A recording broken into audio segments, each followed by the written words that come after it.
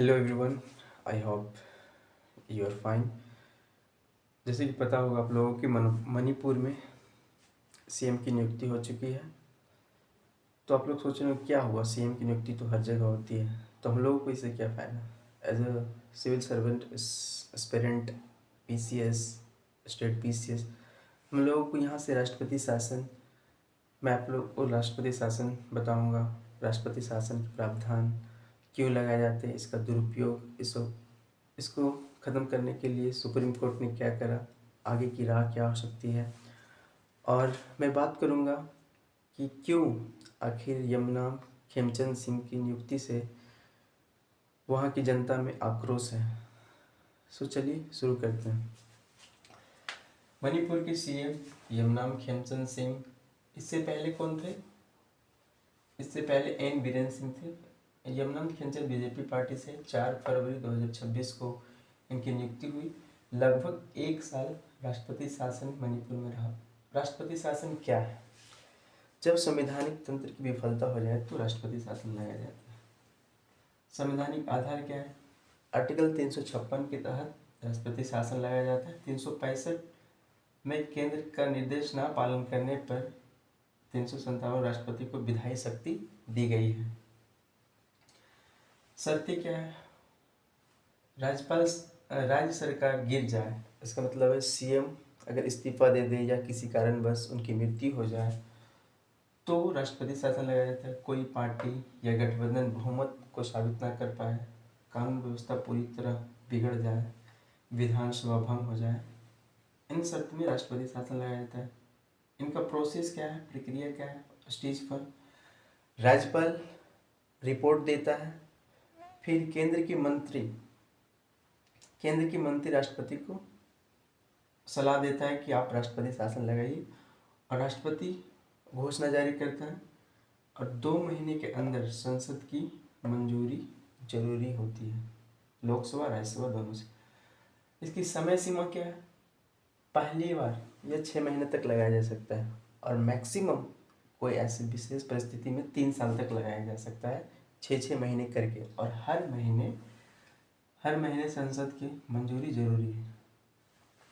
क्या होता है जब राष्ट्रपति शासन लागू होता है? तो सीएम हट जाती है, विधानसभा भंग हो जाता है, राज्यपाल राष्ट्रपति की ओर से शासन करता है, क्योंकि राज्य में तो सीएम होता है नहीं, विधानसभा तो भंग हो चुका होता है। असल नियंत्रण केंद्र सरकार के पास होती है, न्यायपालिका पर कोई प्रभाव नहीं पड़ता है, फंडामेंटल राइट मौलिक अधिकार पर भी कोई प्रभाव नहीं पड़ता है। इसका दुरुपयोग, राष्ट्रपति शासन का बार बार दुरुपयोग किया गया है, जिसमें 1959 में सबसे पहले केरला में किया गया, 1977 में जनता पार्टी की सरकार, 1980 में इंदिरा गांधी, आई होप आपको याद होगा इंदिरा गांधी की सरकार ने, 1989 में कर्नाटक, 2016 में अरुणाचल प्रदेश, उत्तराखंड में राष्ट्रपति शासन को लेकर विवाद रहा है। सुप्रीम कोर्ट के क्या फैसले? एस आर बोमई में कहा गया कि ऐसे एवं राष्ट्रपति शासन कोई भी नहीं लगा देगा, पहले उसका जुडिशियल रिव्यू किया जाएगा, न्यायिक जांच, न्यायिक समीक्षा। रामेश्वर प्रसाद बनाम भारत संघ, ये बिहार में 2016 में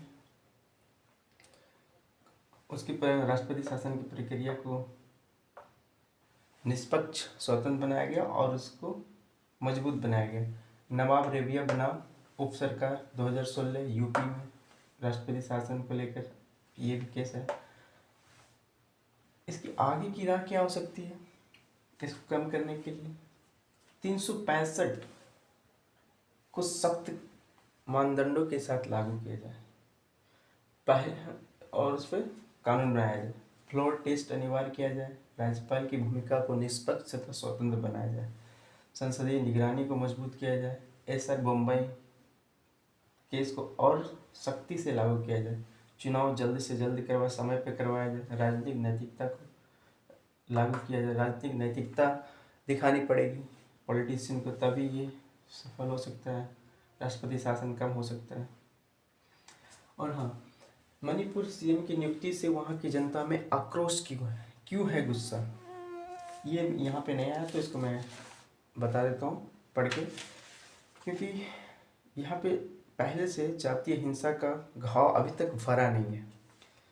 मिति और कुकी 2023 में जो दोनों के बीच विवाद छिड़ी थी, न्याय और जवाबदेही की कमी, एक समुदाय के पक्ष में झुकाव का आरोप, राष्ट्रपति शासन के बाद भी बदलाव की उम्मीद पूरा नहीं हुआ है, विस्थापित लोगों का पुनर्वास अधूरा ही है, केंद्र राज्य तालमेल पर सवाल। दैट्स व्हाई यमुना खेमचंद को लेकर वहाँ पे जनता में आक्रोश है, विवाद चल रहा है। Thank you. अगर वीडियो अच्छी लगे तो like, share and subscribe, channel को सब्सक्राइब जरूर करें। और हाँ, अपने दोस्तों को शेयर करें, बताएं। और ये बोर्ड छोटा होने की वजह से मैं ये सब दीवार वगैरह दिख रही है, तो इसके लिए सॉरी। आगे मैं आफ्टर अर्निंग मैं कोई बड़ा बोर्ड खरीदूँगा। Thank you for watching.